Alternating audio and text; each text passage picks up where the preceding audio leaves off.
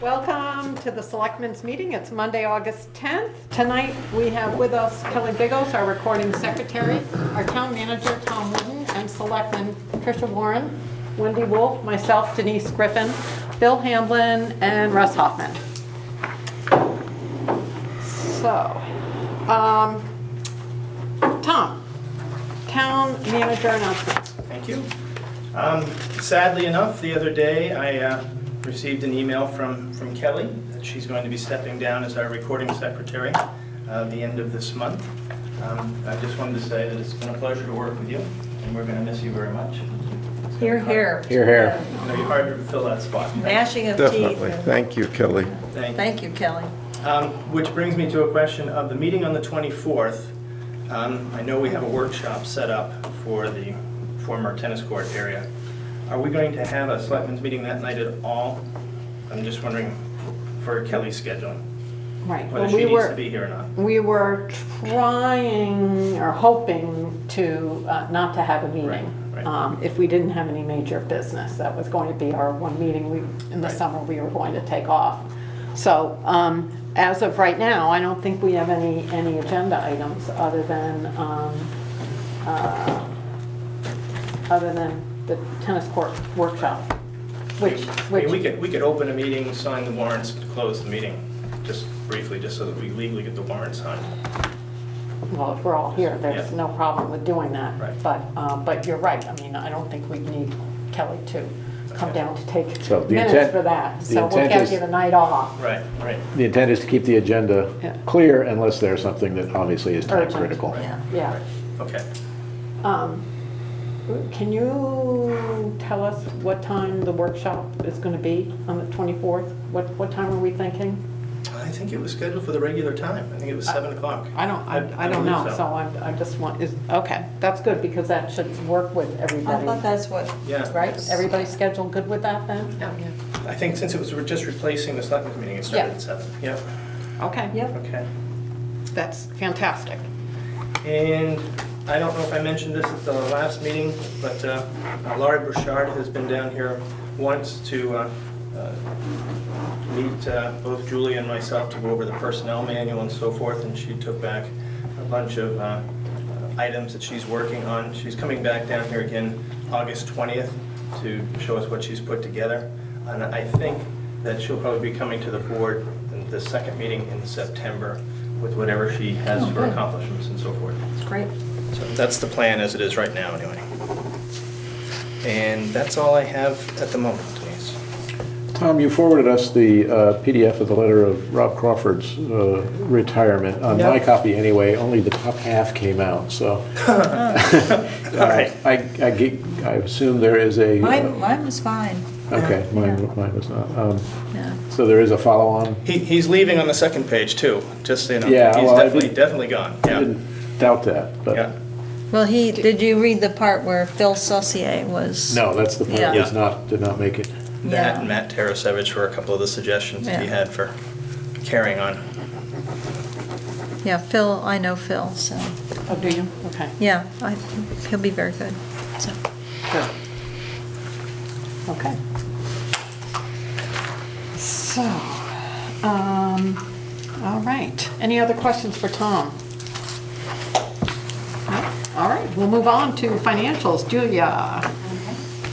Total revenue year to date, $358,734.15. Tax bills did go out last week, so just within the last week, we've already collected 200 of the 358 in taxes.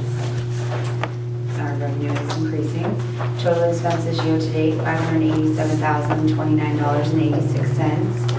And accounts payable is $399,329.47. Does anyone have any questions about the revenue or expenses?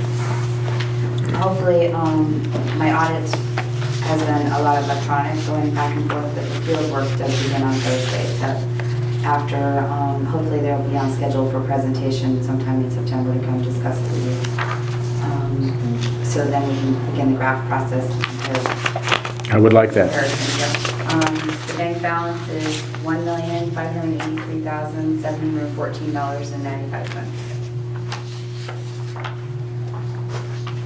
And to the best of your recollection, this is commensurate with prior years. Great. Thank you. Thanks, Judy. Thanks. Okay, moving on to our consent agenda. The first item is to approve the minutes of the last meeting. Do we have a motion? So move. Second. Okay. Any discussion? No? All in favor? And then we have a victualler's license for the Welch House Inn, which is a Class H. Asking for a license so that they can serve breakfast all year long. So move. Second. Okay, all in favor? Okay, that's passed. All right, so on the agenda, under old business and new business, nothing was listed, but we had two things we're gonna follow up on. So the first is to follow up on what we want to do with, in terms of taking action relative to our investment policy and investment management of the town funds. So we did put out an RFP for that, and two trust companies responded to the RFP. One of them was First Advisors, and the other was Bass Savings Bank. I'm going to recuse myself from the discussion since I'm an employee of the First, and I'll let Bill take over that discussion. Thank you so much. So as Denise said, we put out an RFP, we got two responses, we met with them each for about a half an hour tonight. And actually I was how do I want to say this? I was worried that there was going to be no distinction between the two, and it would be a difficult really? decision, but I thought there was a significant distinction between the two. And I'll open the floor for discussion from the select board, which I guess means you or Tricia, since Russ joined us late. Maybe you could summarize bullet points of what you've heard since I Well, for me, missed. the first had a clear plan in a risk allocation formula that was 25% equities, 75% bonds, fixed income properties, and believed very much in that model as a low risk, reasonable return, good liquidity, fairly short maturity time, so that if there was a disaster, we could have our money quickly in 3 to 5 days was their response. That is managed in-house. It is rebalanced on the order of twice a year, I think is what they said. But and they also stressed their ability to communicate regularly with the town manager and provide either monthly reports or quarterly reports with subcategories as needed. And their fees were normally 1%, discounted 25%, so 0.75 basis points. The Bath Savings presentation for me was much more, well, what do you want, and we'll provide it. They get their equity research done by an additional company that's also located in Bath, the David Well and Company. They do in-house on their fixed income and bond research. They did not recommend a particular allocation, although their examples centered around a 50-50 allocation. And their fees were 0.8%, so 0.05% higher, so Plus, negligible. Yeah, plus purchasing fees. Yeah, plus they did try charge for equity trades, which the First did not. And they would rebalance. It sounded like they would make a greater attempt to follow the market and rebalance perhaps more often, and be choosing individual stocks, where the First strategy was, we don't try and follow individual stocks, we take an ETF fund and let that do the work for us. So somewhat different viewpoints. Is that a fair summary? Yes, very nicely done, actually. So they are quite different, and, you know, in my mind,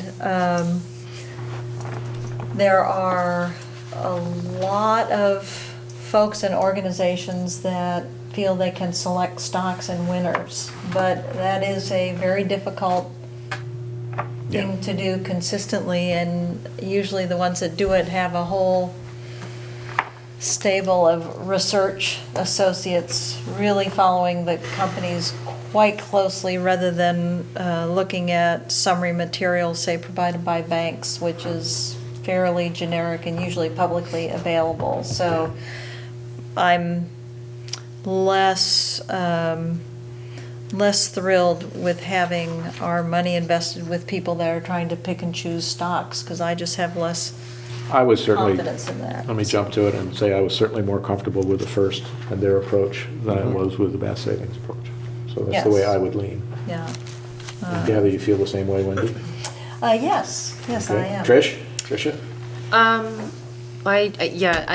The first definitely had a setup where it was a set plan, and they were saying that, you know, we've used this in the past, it's been successful, it's not necessarily guaranteed, because there's nothing guaranteed on this, but they have the experience in doing just that. I did like also about Bath Savings that they had, they seemed a little bit more customer oriented, which was something that had come up in conversation. But this is my first time talking to them ever, so I have not had much experience with them. But they seem to have more of a customer service base. But again, back to the first, they have a set plan, they have a set structure that has been successful, and they seem more geared on risk management, making sure that we're not taking this and running with it. I agree with that. And way for more me, structured. Protecting the taxpayers' money Exactly. seemed to be in the forefront of their minds, Exactly. rather than trying to reach a big return. And that jives with what I think we should be doing as stewards of the taxpayers' Of course. money. What did the Bath Savings folks say about their experience working with municipalities? It wasn't as, Very at least, specific. It wasn't very, as much, at least my gathering is that, when we asked them, I couldn't remember who asked them specifically, they were like, how many have you worked with? Yeah. And they were kind of like fumbling a little bit. They had said they had worked with, as they said, quasi municipalities and things of this nature, meaning like homeowners associations and things like this. But I don't think they had as much experience as, say, the first had. At least that was how I took it. That was one of the points when we talked to the fellows from the first, the last time, that they indicated some significant experience, I thought, unless I'm remembering incorrectly. I think they have about 12 municipalities that they Yeah. provide. Yeah, they have a Okay, defined good. client That's- list. Either what I- case, I think this is a very small segment Right. of the bank's business, Business, either yeah. the first or the Bath Savings. I think this is a small segment for them, but Okay. but one that I think they are solidly in.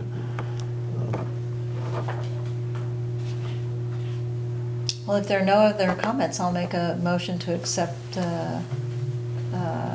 the first as our investment managers for it's our reserve fund, is that correct? Yeah. And do I hear a second? Second. It's been first and seconded. Any further discussion? All in favor? It's a vote. Okay. You can come out of You recusal. you have the gavel back. All Griffin. right, well, moving on then.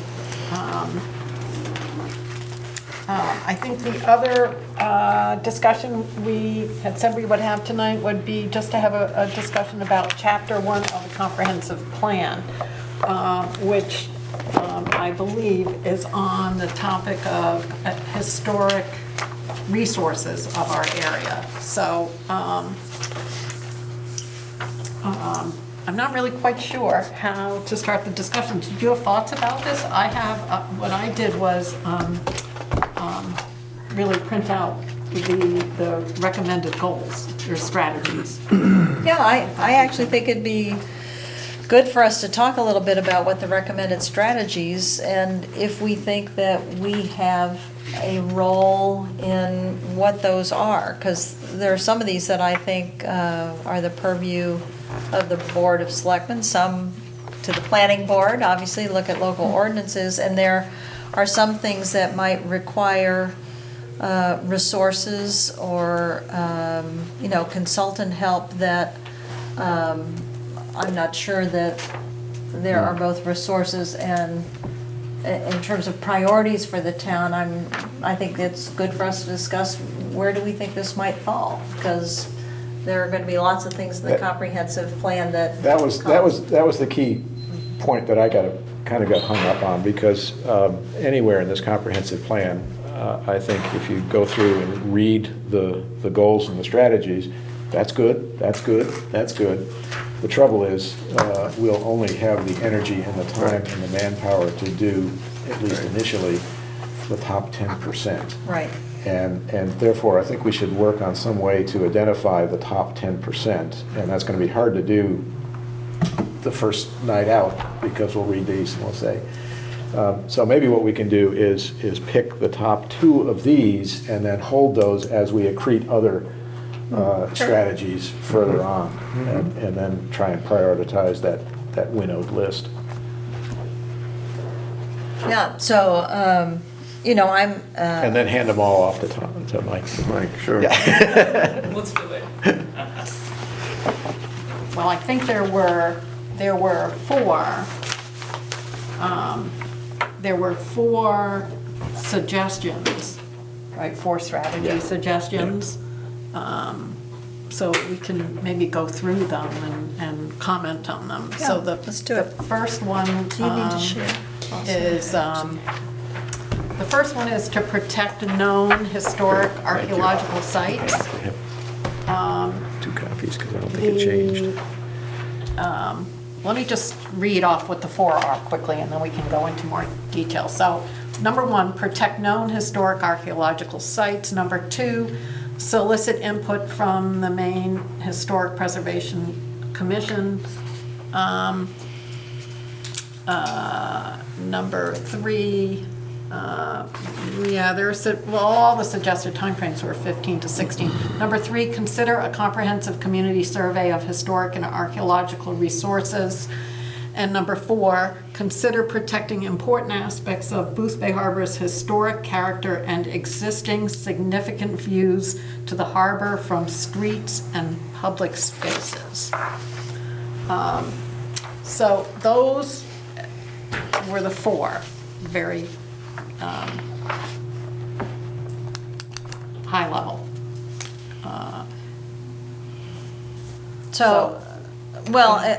Just under, can I just Yeah, go let ahead. you look at this for a Yeah. second? Under number 1, the protect known historic archaeological sites, the main implementation strategy was reviewing local ordinances to require developers to protect prehistoric archaeological resources. And I would ask for Mike to maybe educate me a little bit, and maybe the rest of us, on what the planning board currently does with regard to when you're considering, either construction or new development. How is that handled currently? And is this something that the planning board does automatically, or should be thinking about? So. Well, from a planning board perspective, we do site plan review, which is for commercial, and we do shoreline zone, and we do non-conformance. But aside from that, code enforcement handles other areas. Individual comes in with a building permit, so it's the duties for protection, I believe, are shared across both the planning board and code enforcement. And we have some standards that talk about historical significance and wetlands and things like that, but it's not spelled out or enumerated in great detail. So we could certainly use a more defined section, but I don't really know that we've ever come across, and our past about any type of historical significance. You know, not even any cemeteries that in my tenure here have we even dealt with. Yeah, I was going to ask how would we know where prehistoric archaeological sites are? And I guess that segues into the next item in terms of soliciting input from the Maine Historic Preservation Commission or conducting kind of a survey and an assessment. And Jumping ahead a little bit, Yeah. of these four things, doing the survey may be the biggest initial payoff for Right. exactly the reasons you're identifying. You know, Mike's exactly right. There are requirements in our codes for subdivision development and site plan review to pay attention to historical sites, but it's pretty generic. The wording is literally, you know, show that you're not disturbing any historical sites. it's more of a negation, so, yeah. But the point is, there is a framework there to beef that up if we chose to do that. But I think the bigger question is the one is, where are these? And what would, you know, Right. what is it we would protect? So I would gravitate to the third one as perhaps being where to start. And since I've already derailed the nice stepwise fashion, the fourth one is an intriguing one because protection of view rights has come up every 3 to 5 years in front of the select board and in front of the planning board. And it turns out to just be a very, very difficult thing to do. And usually it comes up because somebody's individual views has Right. been Changed. impacted, obscured. And nowhere, and I did actually a pretty thorough search, nowhere are there statutes that really allow you to protect individual views. There are statutes that protect community views. And this speaks to that fact. It talks about significant views of the town.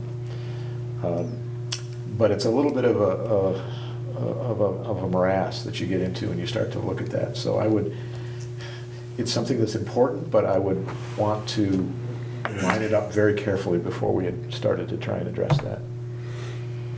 Now, what that reminded me of, and I'm Tell me going to get what way it up, kind of off topic here, except that it's somewhat related, and that is that I don't think we necessarily have a lot of, or enough municipal oceanfront Yeah. Right, landing we've said that. space. Yeah. Right. And Yeah. to the extent that we can kind of keep that in the front of our minds, should more of that become available to us, even if they're at some cost, that's something Yep. that we would want I to agree. take advantage I of agree in the entirely, future. Denise. I think, and that's the right way to protect the views, is to have the town own it. Sure. Yeah. I agree So, entirely. Anyway. Good. So it sounds as if the survey might be something that we can learn more about, because it talks about partnering with the historic, historic Preservation society. Commission. Yeah. Yeah. I'd be interested if that one is one that we carry forward into, is this going to make our top 10 Yeah. list? Then we could have some folks come in and talk to us about what would this entail and what are the resources and, Yeah. data sources, and how would this even be conducted? But I think that might help provide at least some start for guidance that would help shape the planning board and the code enforcement. So we're doing it in a Yeah, reasonable way. I for one don't know what might constitute a historic, particularly, Right. region that we should protect. That's not an easy question in some cases. Right. Some historic districts do very well, some don't do very well. Right, we don't have big middens here that I know, or petroglyphs or things Yeah. like that, so.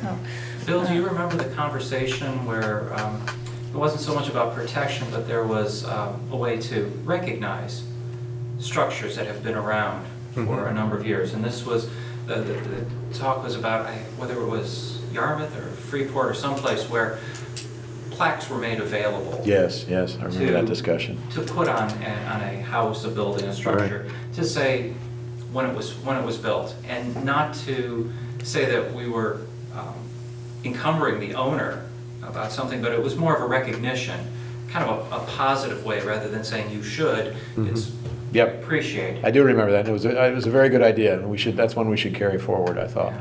And so with the survey, that may be something that would come to That comes light. out of the survey, yeah. I mean, we've already done that to some extent with the footbridge. Sure. Right. There's the date that's on that, and it's more iconic. Yeah, that's a great suggestion. Yeah, and I do think, trying to think about how, in terms of economic development, we work with the historic entities, the library and the opera house. And the third one, I don't have my papers here, I think is not a business at this point, the other third historically recognized structure, which is in the notebook, but I can't remember what it is. But in terms of trying to make sure that they're remaining in the town fabric, but also have support for business viability, because a lot of those historic structures are costly to, I think it's the house that the Historic Society is in. Oh. Yeah. But they're usually a little more costly to run because they are historic buildings, and trying to think where, from And the town's maintain. perspective, yes, that if we can think of strategies or ideas for energy efficiency that don't destroy the historic character, things like that, to assist them with that. So I actually have talked to the folks at the Opera House, about thinking about energy efficiency strategies, since that's an enormous building for heating cost and a couple other things. So that would be the only other thing to think about. Yeah, and I'll just anecdotally pass on that when we completed the renovations at the library, our heating and switched from oil to propane and insulated for the first time much of the space, our annual heating costs went down 20%. Yeah, it can be pretty striking. Yeah, sure. Yeah. Has anyone been up to the Wiscasset area to see and I may be phrasing this the wrong way, it's walking history or history in the streets? There's a great name for it. The Regional Planning Commission partnered with Wiscasset, and they have significant areas with very tastefully laminated signs that show a photo or a map of the area as it was at a particular time, with a paragraph about its significance. Yeah, it's nice. Like a freedom trail or something. Again, that's another way to be able to value the respect and history we have. All we have to do is take the register's photos for the last Yeah, 20 that's years right. in the column, Yeah. and Good- figure out how good to stuff. put those into the plaques. So, And talk to Barbara Rumsey, she's the one who technically owns those photos. yes, yeah. Exactly. Exactly. Well, I don't, So, good. I don't have Okay. anything else for that section. Okay, all right, so,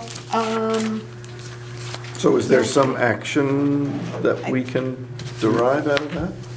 well, the question is, do we want to move straight ahead to a survey, or I thought I was hearing maybe, let's go through a few Yeah, of let's the go chapters. through a few and sections. Come up with The our action is top 10. we have one entry on and the then- list that we're forming, And then decide what action Or we two, want to do. or perhaps two. Yes, and a good idea about Think history in two. the streets, so, Yeah. yeah, which wasn't in the plan, but sounds like a great idea, so. So, great, okay. Actually, it would be helpful if we could include, I think we're going to do this on the first meeting of the month, if we could include it as a stated agenda item and the chapter. Sure. So that when this is posted, say if Barbara Rumsey, if she knew we Yeah. were talking about historic preservation, people might show up who are interested in the topic area for the chapter. I think that'd be very helpful for us, so. Beside Mike, who's interested in the whole plan, so. So, good idea. Okay. So then, Good, moving thanks, Bob. on to public forum. Public? very small public You're public? That would tonight. be me. Yeah. I'm John Webster, and I'm Orange Candy. I am one of the owners of Orange Candy Store. And I just want to report that we did the rock skipping again. And I've looked for the right adjective, I'd like to say it's a skipping success, it's a smashing success. I've yet to, some wordsmith could help me with that. But anyway, we did it again, and it's a lot of fun.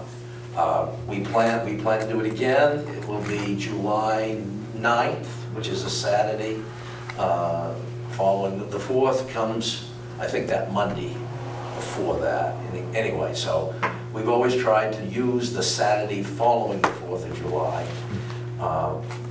It was originally determined that that was a slow weekend when there wasn't a lot happening in town. And Sure. we would liven it up. It was found that the state would let us do that because there was no concern about filling the harbor in with rocks and stuff like that. Our only, and as you may know, every penny goes to the food pantry that we get out of that. We ask a donation of $1 for children and $5 for adults. And people generally give a little bit more, so it's really pretty nice. We had a world record set, international, we call it international. Some fellow from Canada, whose rock skipping nickname was the Canadian. threw Original. 31 skips. Wow. 31, awesome. Wow. That's pretty a amazing. lot. That is, Wow. Yeah. Did he bring his own rock? You bring your own rocks. We do check them for tool marks or any kind of slippery surface that might be hidden. Planing holes. But it was, 28 skips was the record up until that time, Nice. which was set by a 13-year-old, which is pretty impressive. I do have a request, and I probably made it before. It would help a lot if we could have some way to get down to the shore there without making some kind of steps out of the rocks that are already there. I suppose a seawall with steps going down might be out of the realm of possibility, I don't know. I do go down there quite often. I like to play cribbage with the owner of the Chowder House, so I'm down there quite a bit. And there are people up and down those rocks all the time. So, I don't know, maybe it would be a safety factor to have a seawall with actual steps, because people are gonna go down there anyway. I don't know, I suppose if you put in steps, then you have implied insurance liability. I don't know. But anyway, if you could do that, if the town could make just a ramp that would go down, and then it could be taken away and stored behind town barn or something like that, that would make us feel a lot better. And a ramp with railings on both sides, both sides would be really nice. Gosh. It would make it easier. I have to say, climbing down over those rocks and pushing stuff around is getting a little bit past what I really want to do anymore. Anyway, so that's my thoughts. I think it's a lot of fun. We like doing it, and we'll continue at least another year, regardless of whether we have to push those rocks aside or not. And I want to thank the town for allowing us to usurp very valuable parking spaces for a half a day. The parking people are great. We get cones and stakes from the town crew, and everything is really nice. They're really helpful, and it works well. So again, I thank all of you for allowing us to do that. And Thank you for well, doing thank you it. Yeah. for doing it. Yeah. or a seawall with steps. Thanks so much. Thank you. You're welcome. Okay, so, Tom, that ramp idea is kind of interesting, maybe. It's easy enough. Yeah. We Is could that do really? that. Oh, wow. Just a temporary one is easy. Yeah. Boy, I Right. wish he had requested a couple of years ago, we had a ramp in our yard and we gave him away. Yeah. No, they needed one. so- Yeah, okay, great. Okay, wonderful. So I think that's all we have for public forum tonight. Yes, going, once, going, gone. So warrants, we'll look for a motion to So moved. approve the warrants upon review. Second? Second. All in favor? Okay. Motion carried. Executive session. Do we want a brief executive session tonight, or do we not have enough to talk about? I Yes. think we have enough to talk We have a- about. Yeah. We I do? think we do. Okay, so I think we'll just have I don't think it's going to be long. Brief. Brief executive session to discuss, MRSA 4056A. okay, personnel matters, just a continuation of the last executive session we had.